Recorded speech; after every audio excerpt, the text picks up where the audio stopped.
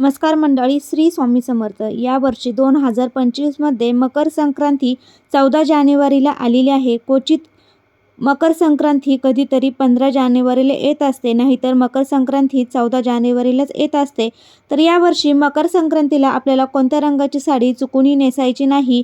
तर आपल्याला यावर्षी संक्रांती ही कुमारिकेवर असून तिने पिवळे वस्त्र परिधान केलेले आहे, त्यामुळे आपल्याला पिवळ्या रंगाची साडी देखील परिधान करायची नाही आहे.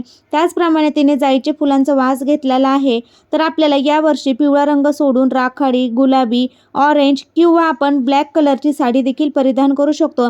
आपण इतर कोणत्याही सणाला, शुभ कार्याला काळा रंग परिधान करत नाही, पण संक्रांतीला बऱ्याच महिला काळ्या रंगाची साडी ही परिधान करतात. तर तुम्ही काळ्या रंगाची साडी देखील परिधान करू शकता किंवा ब्ल्यू कलरची साडी.